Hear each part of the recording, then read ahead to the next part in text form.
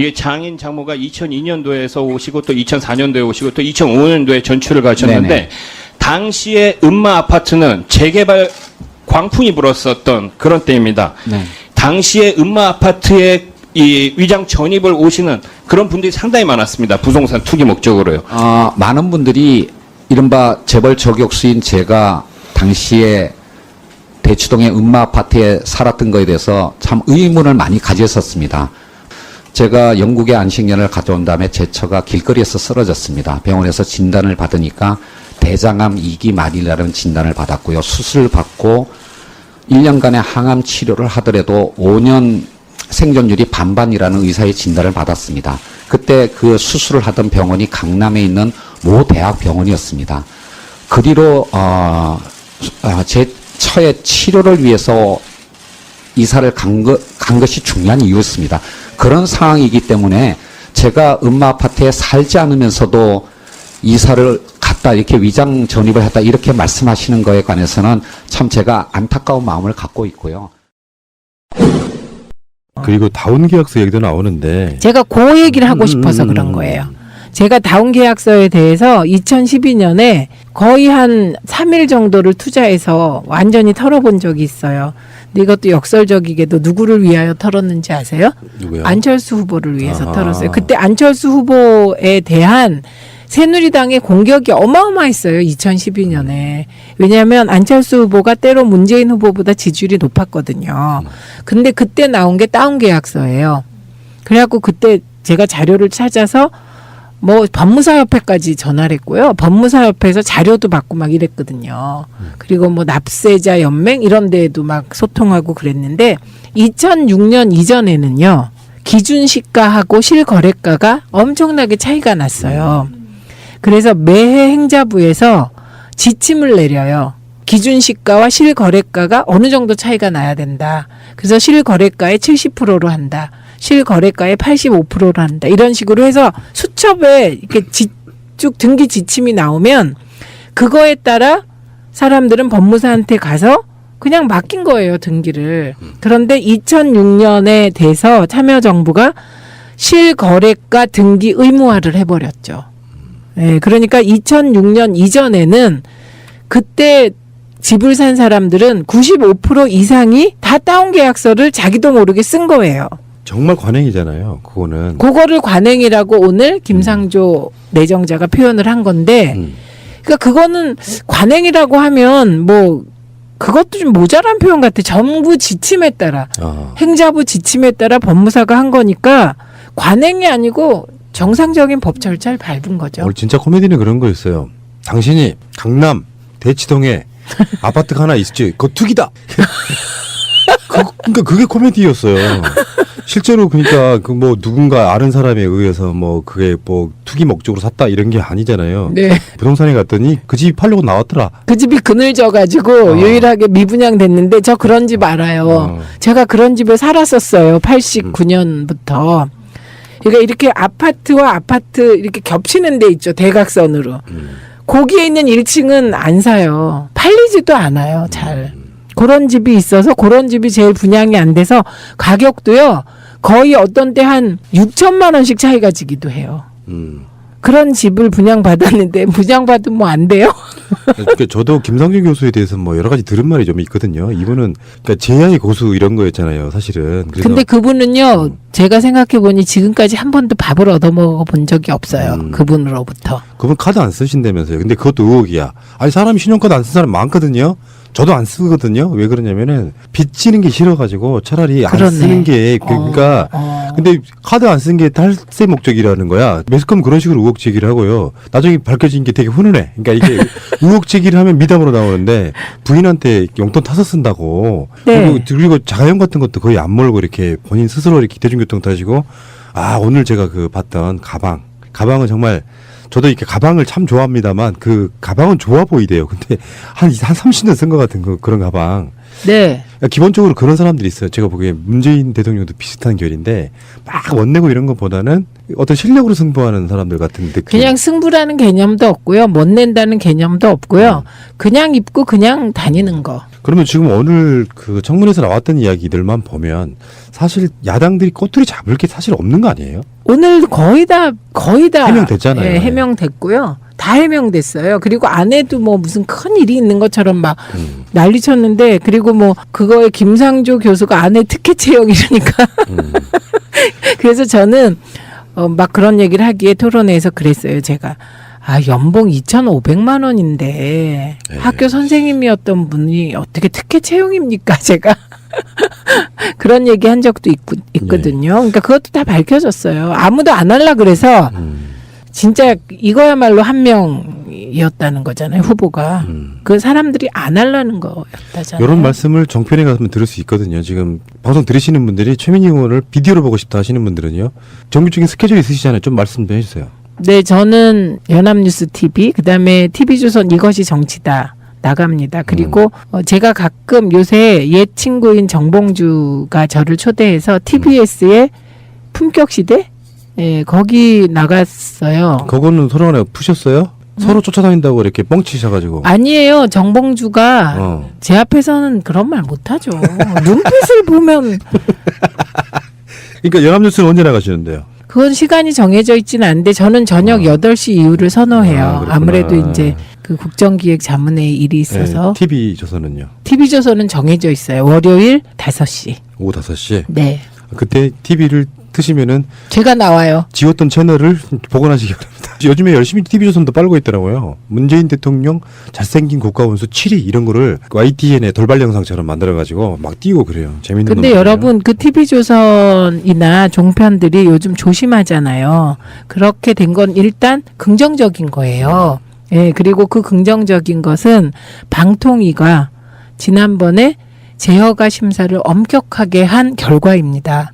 그래서 법과 원칙대로 제허가 심사를 하면 그렇게 함부로 편파 왜곡보도 할 수 없다는 거. 네, 그거 말씀드리고 싶어요. 근데 지금 김상조에 대해서는 우리가 하나만 더 짚고 가야 되는 부분이 좀 숨어있는 일인지가 있다고 보거든요. 네. 그게 왜 언론들이 김상조에 대해서 흠집을 잡으려고 엄청 노력했을까 하는 부분이 저는 그렇게 봐요. 대리점 거래 공정화에 관한 법률, 이걸 이제 흔히 말해 남양유업법이라고 하는데 네. 대리점과 본사의 갑질 문제가 굉장히 사회적 화제가 된 적이 있잖아요. 네. 논란이. 그때 지금 신문사도 그런 기업으로 본 건데 평균 매출액이 600억 이상인 게 우리나라의 신문사들 중에 6개밖에 안 된대요. 조중동, 한겨레, 매경, 한경 이렇게. 그러니까 그 사람들이 봤을 때 그게 신문사 같은 경우는 기업들 간에 있어 불공정 거래에 있어서의 대상이 되면 안 된다라고 계속 했는데 김상조 지금 공정거래위원장 내정자가 거기에 확실하게 어떤 확신을 갖고 있는 사람이다. 그래서 네. 한겨레만 해도 최근에 언론들 논란이 있지 않습니까?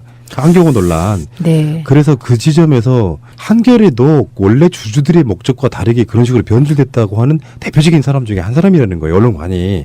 그러니까 조중동 플러스 그렇게까지 김상조를 털어대는 이유가 사실은 그런 게 아니겠느냐라고 한번 의심해보는 거죠. 그러니까 일단 김상조를 누가 좋아하고 누가 싫어할까를 생각하시면 답이 나와요. 누가 좋아할까요? 우리들이 좋아하죠.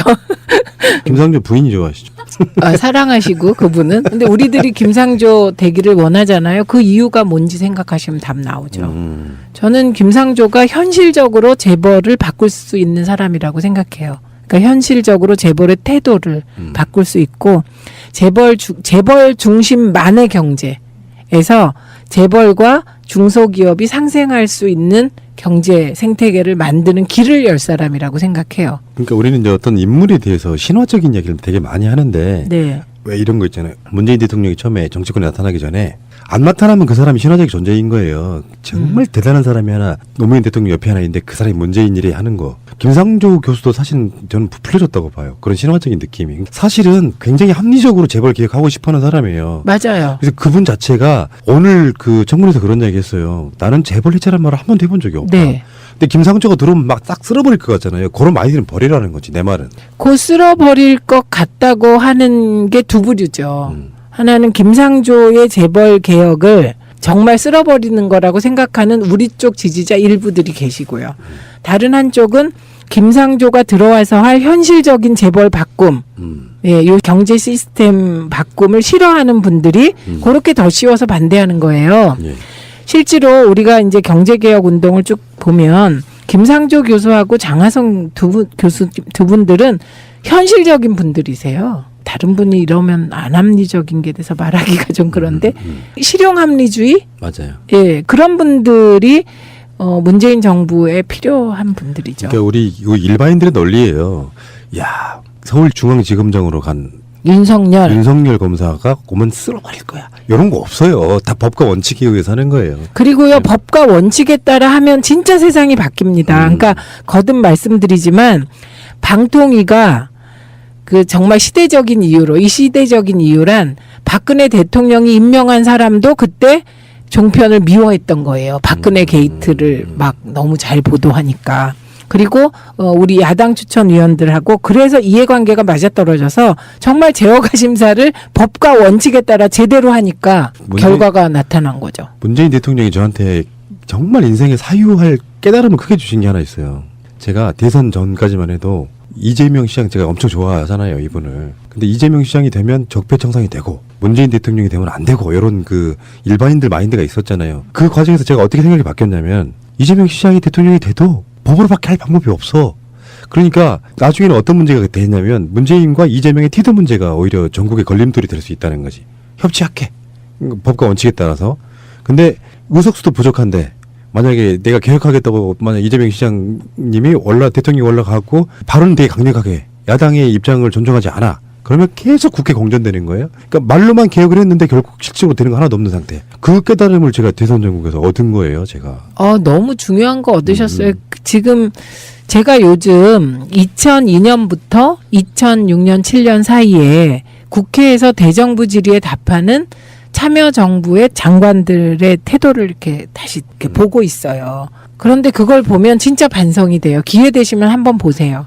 우리가 지금 문재인 정부에서 그렇게 하시길 원하는 건지.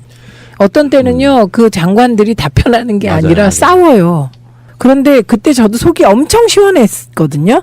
근데 지금 보니까, 저래서 우리가 나중에 국민들이 우리를 정말 버리셨고서 530만 표 차로 지게 된 거구나.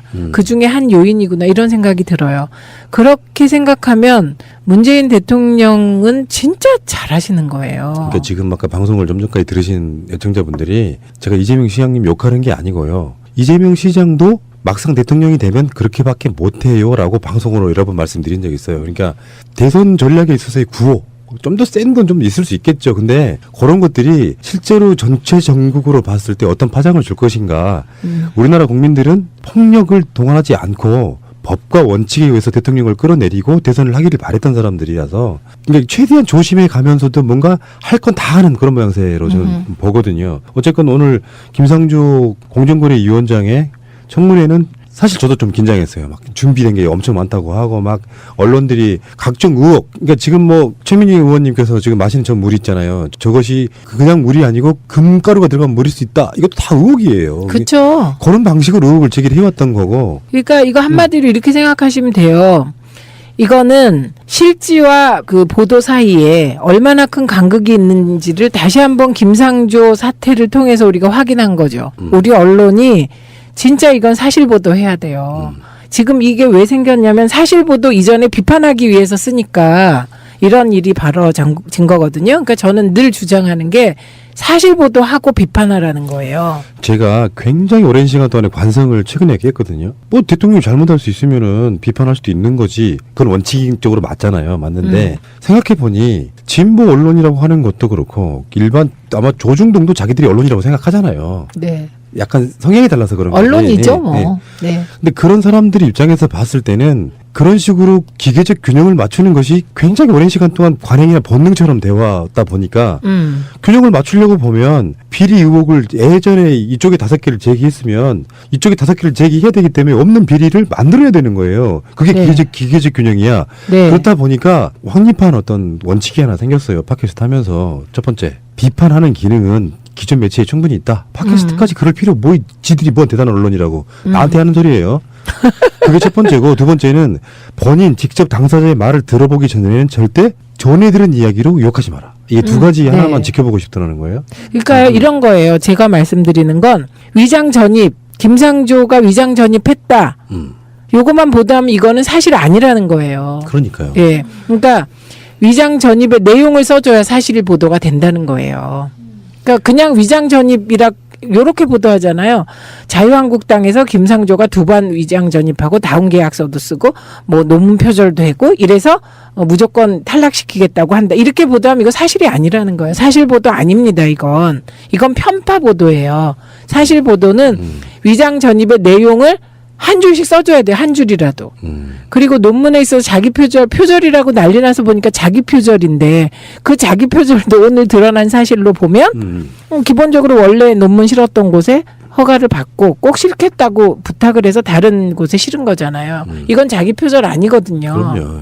그러니까 그거 다 거짓 보도지 사실 보도가 아니라는 거죠. 욕을 하기 위한 전제. 자, 그러면은 이제 김상조 후보자는 통과될 것 같고요. 뭐 통과돼야 되고요. 그리고 통과가 의미가 그렇게 없잖아요. 이미 네. 해버리면 되는데 뭐.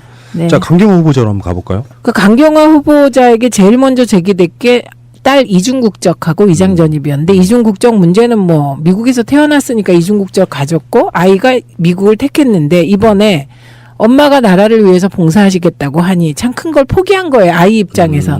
그래서 국적 포기하고 한국 국적 취득하겠다 해서 없어졌어요. 이게 지금. 이거 얘기하는데 없어요. 이제 아이가 확실한 입장 취해서. 두 번째 위장 전입도 제가 여기도 속지 마시라는 게요.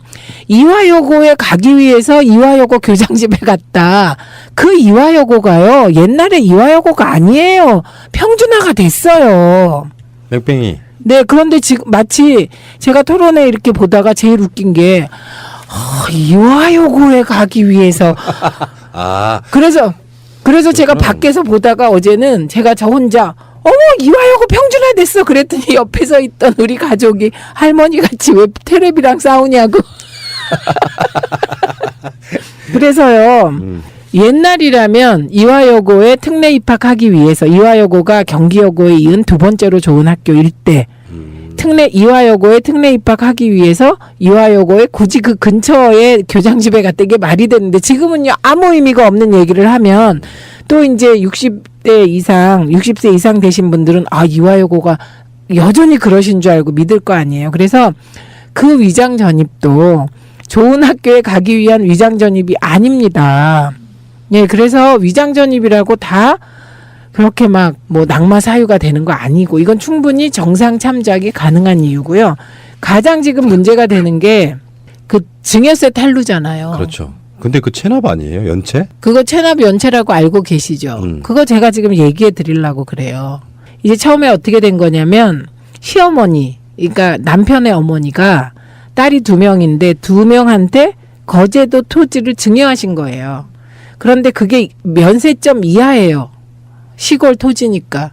그러니까 증여세를 낼 필요가 없었던 거예요. 여기서 잠깐요. 제가 이 사업이 엄청 안 좋을 때 네. 소득신고로 이제 세무서를 가봤어요. 그랬더니 이것저것 다 계산하더니 당신의 수입으로는 세금 낼 게 없다. 그거랑 네, 그거. 그래서 문제. 근데 아마 이 거제도 토지를 증여받았을 때는 할머니가 딸들에게 손녀에게 1,000만 원씩까지 줄 수 있었을 거예요. 근데 그게 1,000만 원 이하였다는 거죠. 그래갖고 면세점 이하니까 증여세 대상이 아닙니다. 요거를 좀 분명히 하겠습니다. 아니었습니다. 그런데 그 땅이 있으니까 2년 후에 남편, 그러니까 딸들의 아버지가 집을 지어준 거예요. 그래서 그게 작년 말에 완공된 겁니다. 그 기획부동산이라고 지금 보니까. 근데 그건 사과했잖아요. 네. JTBC가 사과했어요. 손석희 님이. 그런데 그 집을 지어준 값 있잖아요. 그건 아버지는 딸들에게 5천만 원까지 줄 수가 있어요. 그러니까 그것도 역시 증여세 대상이 아닌 거예요. 근데 왜 냈어요? 200만 원? 그런데 이제 저는 이것 때문에 또 갑론을 박을 전문가들이 하던데 둘을 합치니까 5천만 원이 됐다는 거예요. 옛날에 준 땅하고 그리고 아버지가 집을 지어줘서 그 땅이 지금 값을 합쳐보니 5천만 원이 넘었다는 거예요. 이 사실을 강경화 후보자는 언제 알았냐. 인사청문회 준비 과정에서 외교부 직원들이 이거를 알려주고 건의해서 어머 내야 되나? 그러고 냈다는 거예요. 그런데 지금도 여전히 전문가들 사이에 2년 전에는 면세점 이하였던 그 땅하고 2년 후에 아버지가 지어진 집하고 그래서 이게 합쳐져서 부가가치가 생겼잖아요. 그래서 올랐으면 이거를 가지고 이거 증여세를 내야 되냐? 토론 중이에요. 확정된 전혀 의혹이 아니네요. 네, 저희 집에 이 전문가가 사시는데 그분은 그거 안 내도 되는데 외교부 직원들이 외교부라서 몰라서 일을 이상하게 벌린 그러네요, 것 같다고 그러네요. 그렇게 얘기하는 전문가가 계시고 빨리 청문했으면 좋겠는데요. 이런 것들이 그냥. 네, 이거 좀 까불려서. 나와서 우리 토론 좀 해봤으면 좋겠어요. 이게 2년 전에 면세점 이하였는데 2년 후에 이렇게 된 게 이것도 대상인지. 이게 제가 이런 방송을 하다 보니까 느낀 건데요. 법의 미비점이 되게 많아요. 바라보는 가치관에 따라서 굉장히 해석이 다른 경우가 많아가지고 논란거리일 뿐이지 실제로 무슨 세금을 낼 걸 안 냈다거나 그러니까 아닌 거예요, 그러니까 전혀. 기존에 언론에 나온 것만 봐도 그것은 그냥 어쩌면 이렇게 볼 수 있거든요. 굳이 명의를 바꾸지 않아도 되는 상황에서 만약에 세금을 피할 목적이었다고 하면 이거는 드러나게 되면 무조건 내야 되는 그런 그렇죠. 측면이 있어가지고 네, 네. 숨기려 의도는 전혀 없어 보였다고 저는 보이고 어머, 너무 좋은 해석이세요. 네, 네. 근데 그리고 실제로 제 꿈이기 때문에 그래요. 그게 저 고향 내려가서 이렇게 그런 집 멋있는 집 말고요 컨테이너 박스라도 잘 꾸며놓고 사는 게 제 꿈이라서 정말 부럽습니다. 10년 이내에 증여받은 총액이 5천만 원이 넘을 경우 증여세 납부 대상이라는데요. 그런데 또 이거를 누가 얘기하니까 어떤 분들이 10년 이하에 그 말이 안 된다 이러면서 화내는데요. 근데 문제는 이제 뭐 웬만한 시민들 중에서는 이런 경우가 꽤 비일비재하지 않습니까? 뭐 대단한 투기 목적이 아니라 전원 생활도 좀 하고 싶고 이럴 때 있어갖고 법에 미비하거나 좀 몰랐다거나 이런 상황들은 사실 우리가 왜 안희정 지사를 통해서 배웠던 그 유명한 말 선의? 악의 이럴 때 악의성이 없다고 더군다나 뭐 투기 목적이 없는데 거기에 대해서 이제 언론들이 까는 목적으로 뭔가를 계속 꺼내기 시작하니까 이게 그 신부님 논리에 의하면 이런 거예요. 어제 방송 나가에 잽을 자꾸 맞게 되면 결국엔 그게 우리가 권투라는 게 그런 거거든요. 아, 가랑비에 옷 젖는다? 잽을 막 맞으면 나중에 그 못 일어나요. 한 방에 떨어지는 건 금방 일어나는데 골병이 된 거죠. 매 골병. 그런 경우가 꽤 있어가지고 정말 빨리 했으면 좋겠어요. 언론들이 계속 쏟아내니까 우리 같은 사람들도 부정적 이미지가 생겨요. 아, 저 사람은 낙마하겠는데? 이런 생각이 드는 거예요. 저는 안 들었어요. 네. 왜냐하면 당연히 그 그러시겠죠. 하나하나 나올 때마다 제가 다 찾아보고 그 제가 다 하죠. 그러니까 이제 여자 유시민이라는 소리를 듣잖아요.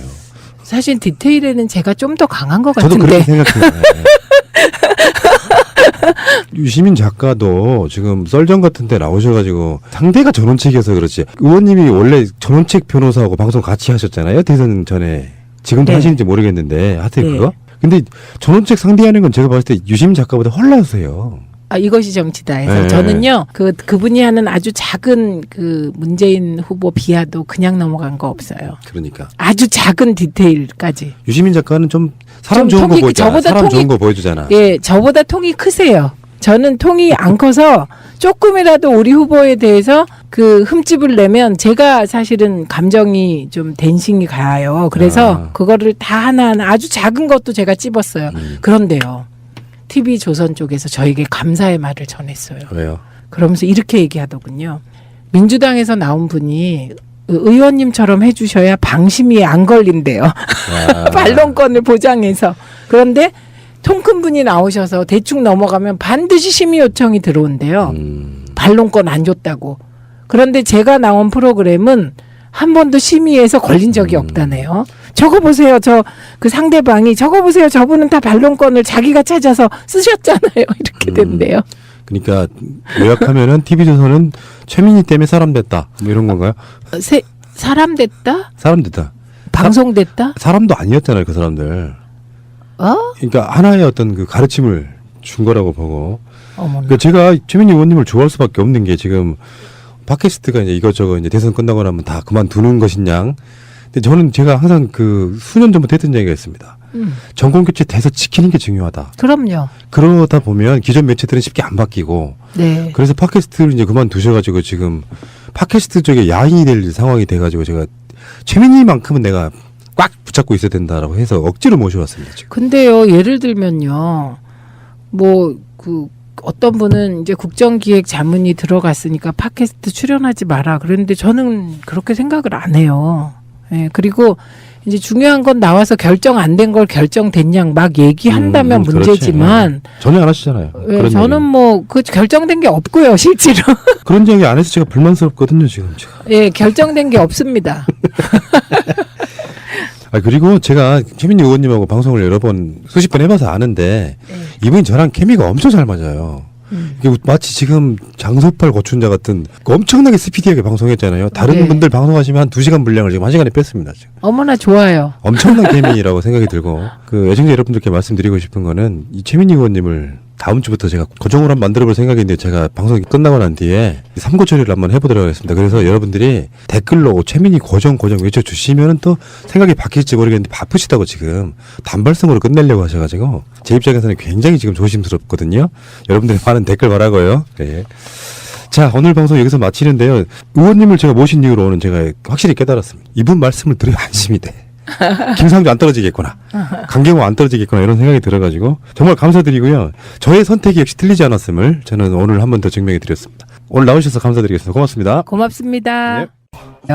기준시가와 실거래가가 어느 정도 차이가 나야 된다. 그래서 실거래가의 70%로 한다. 실거래가의 85%로 한다. 이런 식으로 해서 수첩에 이렇게 쭉 등기 지침이 나오면 그거에 따라 사람들은 법무사한테 가서 그냥 맡긴 거예요, 등기를. 그런데 2006년에 돼서 참여정부가 실거래가 등기 의무화를 해버렸죠.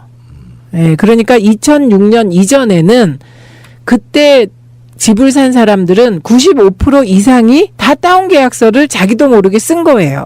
정말 관행이잖아요. 그거는. 그거를 관행이라고 오늘 김상조 내정자가 표현을 한 건데, 그러니까 그거는 관행이라고 하면 뭐 그것도 좀 모자란 표현 같아. 정부 지침에 따라, 행자부 지침에 따라 법무사가 한 거니까 관행이 아니고 정상적인 법 절차를 밟은 거죠. 오늘 진짜 코미디는 그런 거였어요. 당신이 강남 대치동에 아파트가 하나 있지. 그거 투기다. 그 탈세 목적이라는 거야. 매스컴 그런 식으로 의혹 제기를 하고요. 나중에 밝혀진 게 되게 훈훈해. 그러니까 이게 의혹 제기를 하면 미담으로 나오는데 부인한테 용돈 타서 쓴다고. 네. 그리고 자가용 같은 것도 거의 안 몰고 이렇게 본인 스스로 이렇게 대중교통 타시고. 아, 오늘 제가 그 봤던 가방은 정말 저도 이렇게 가방을 참 좋아합니다만 그 가방은 좋아 보이대요. 근데 한 30년 쓴 것 같은 그런 가방. 네. 기본적으로 그런 사람들이 있어요. 제가 보기에 문재인 대통령도 비슷한 결인데 막 원내고 이런 것보다는 어떤 실력으로 승부하는 사람들 같은 느낌. 그냥 승부라는 개념도 없고요. 못 낸다는 개념도 없고요. 그냥 입고 그냥 다니는 거. 그러면 지금 오늘 그 청문회에서 나왔던 이야기들만 보면 사실 야당들이 꼬투리 잡을 게 사실 없는 거 아니에요? 오늘 거의 다 해명됐잖아요. 예, 해명됐고요. 다 해명됐어요. 그리고 안에도 뭐 무슨 큰 일이 있는 것처럼 막 난리쳤는데, 그리고 뭐 그거에 김상조 교수가 안에 특혜 채용 이러니까 그래서 저는 막 그런 얘기를 하기에 토론회에서 그랬어요. 제가 또 이사를 갔다 이렇게 위장 전입을 했다 이렇게 말씀하시는 거에 관해서는 참 제가 안타까운 마음을 갖고 있고요. 그리고 다운계약서 얘기도 나오는데 제가 그 얘기를 하고 싶어서 그런 거예요. 제가 다운계약서에 대해서 2012년에 거의 한 3일 정도를 투자해서 완전히 털어본 적이 있어요. 근데 이것도 역설적이게도 누구를 위하여 털었는지 아세요? 누구요? 안철수 후보를 위해서 아하. 털었어요. 그때 안철수 후보에 대한 새누리당의 공격이 어마어마했어요. 2012년에. 왜냐하면 안철수 후보가 때로 문재인 후보보다 지지율이 높았거든요. 근데 그때 나온 게 다운계약서예요. 그래갖고 그때 제가 자료를 찾아서 뭐 법무사협회까지 전화를 했고요. 법무사협회에서 자료도 받고 막 이랬거든요. 그리고 뭐 납세자 연맹 이런 데에도 막 소통하고 그랬는데 2006년 이전에는요. 기준시가하고 실거래가가 엄청나게 차이가 났어요. 그래서 매해 행자부에서 지침을 내려요. 그러니까 그게 코미디였어요. 실제로 그러니까 그 뭐 누군가 아는 사람에 의해서 뭐 그게 뭐 투기 목적으로 샀다 이런 게 아니잖아요. 네. 부동산에 갔더니 그 집이 팔려고 나왔더라. 그 집이 그늘져가지고 유일하게 미분양 됐는데 저 그런 집 알아요. 제가 그런 집에 살았었어요. 89년부터. 그러니까 이렇게 아파트와 아파트 이렇게 겹치는 데 있죠. 대각선으로. 거기에 있는 1층은 안 사요. 팔리지도 않아요. 잘. 그런 집이 있어서 그런 집이 제일 분양이 안 돼서 가격도요. 거의 어떤 때 한 6천만 원씩 차이가 지기도 해요. 그런 집을 분양받았는데 분양받으면 뭐 안 돼요? 그러니까 저도 김상준 교수에 대해서 뭐 여러 가지 들은 말이 좀 있거든요. 이분은 그러니까 제야의 고수 이런 거였잖아요, 사실은. 그래서 근데 그분은요, 제가 생각해보니 지금까지 한 번도 밥을 얻어먹어 본 적이 없어요. 그분으로부터. 그분 카드 안 쓰신다면서요. 근데 그것도 의혹이야. 아니 사람이 신용카드 안 쓴 사람 많거든요. 저도 안 쓰거든요. 왜 그러냐면은 빚지는 게 싫어가지고 차라리 안 그렇네. 쓰는 게 그러니까 근데 카드 안 쓴 게 이게 장인 장모가 2002년도에서 오시고 또 2004년도에 오시고 또 2005년도에 전출을 가셨는데 네네. 당시에 음마 아파트는 재개발 광풍이 불었었던 그런 때입니다. 네. 당시에 음마 아파트에 이 위장 전입을 오시는 그런 분들이 상당히 많았습니다. 부동산 투기 목적으로요. 많은 분들이 이른바 재벌 저격수인 제가 당시에 대치동의 음마 아파트에 살았던 거에 대해서 참 의문을 많이 가졌었습니다. 제가 영국의 안식년을 가져온 다음에 제 처가 길거리에서 쓰러졌습니다. 병원에서 진단을 받으니까 대장암 2기 말이라는 진단을 받았고요. 수술을 받고 1년간의 항암 치료를 하더라도 5년 생존율이 반반이라는 의사의 진단을 받았습니다. 그때 그 수술을 하던 병원이 강남에 있는 모 대학병원이었습니다. 그리로 제 처의 치료를 위해서 이사를 간 것이 중요한 이유였습니다. 그런 상황이기 때문에 제가 음마 아파트에 살지 않으면서